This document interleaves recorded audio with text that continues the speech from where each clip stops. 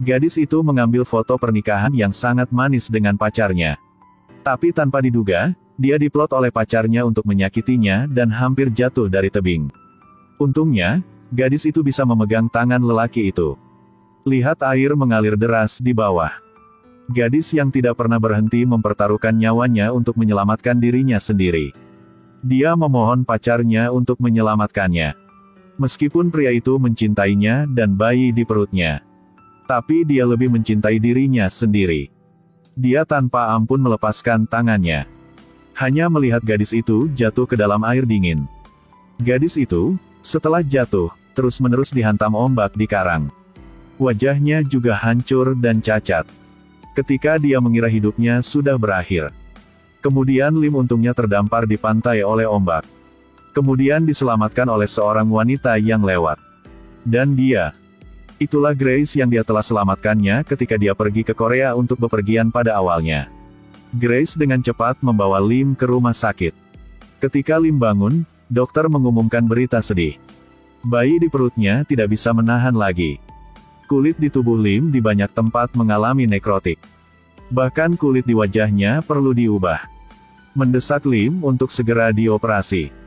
Mendengar ini, Lim segera menjadi gelisah. Karena dia awalnya setuju dengan pacarnya Nat. Tidak akan berubah di bagian tubuh manapun. Grace melihat ini dan dengan cepat menghibur Lim. Sangat sulit untuk membuat suasana hatinya tenang kembali. Pada saat ini, berita-berita mimpi buruk terus-menerus datang. Dia awalnya berniat memanggil ayahnya untuk melaporkan perdamaian. Tetapi mengetahui bahwa ayahnya meninggal dalam kecelakaan 2 hari yang lalu. Lim sudah dalam gangguan mental setelah mendengar berita ini. Bahkan lebih tak tertahankan. Kemudian satu gelombang mengikuti yang lain. Sekarang dia melihat berita di internet bahwa Nat berkencan dengan Ana. Dia tidak percaya dan segera menelepon Nat. Tapi laringnya rusak parah sehingga dia tidak bisa berbicara. Pada saat ini, Ana tepat di sebelah telepon meminta Nat untuk segera menutup telepon. Minta Nat untuk membiarkannya mencoba gaun pengantin. Setelah mendengar ini, Lim akhirnya putus asa.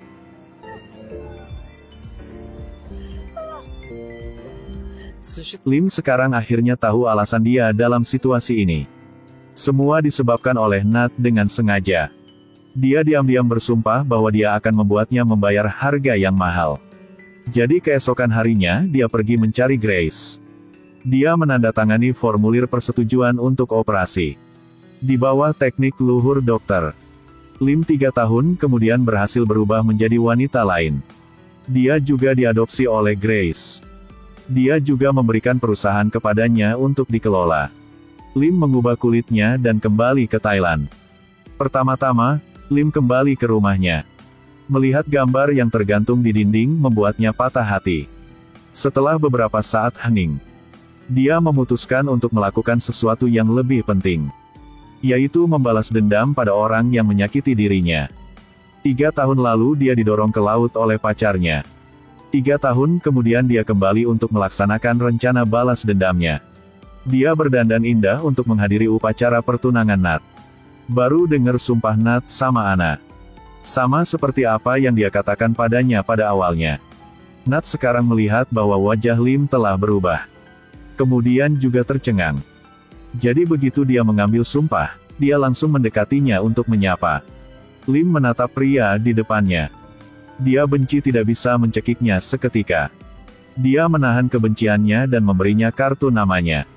Ini adalah langkah pertama dalam rencana balas dendamnya. Lim setelah pulang melihat gambar di depannya. Mengingat dirinya dalam kecelakaan sebelumnya. Dia pikir dia terlalu naif sebelumnya. Itu sebabnya dia digertak. Dia secara resmi mengucapkan selamat tinggal pada dirinya di masa lalu. Nat. Aku tidak pulang untuk memintamu memenuhi janjimu pada Lim. Aku pulang untuk membuatmu memahami janji yang kamu buat untuk Lim. Seberapa berharganya. Keesokan harinya dia membiarkan asistennya memanggil Nat. Beritahu mereka bahwa mereka akan membuka cabang baru di luar negeri. Ingin menyewa sejumlah pesawat untuk digunakan sebagai jet pribadi. Juga mengatakan biaya tertentu membuatnya puas. Setelah mendengarkannya, Nat tergerak. Dia mengatakan perusahaan belum memiliki item ini. Tapi dia sendiri akan berpikir. Nat berpikir ini adalah satu-satunya kesempatannya untuk berkembang. Dia harus mengambil. Setelah memikirkannya, dia pergi mencari Lim. Beritahu Lim bahwa dia ingin memulai maskapainya sendiri.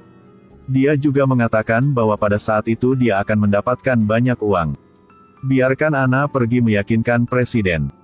Menghadapi kata-kata manis Nat, Anna tidak berpikir tapi langsung pergi mencari ayahnya. Katakan padanya rencana Nat. Tapi ayahnya menganggap ini bukan kategori kecil. Jadi menolak Anna. Pada saat ini, Nat melihat Anna keluar.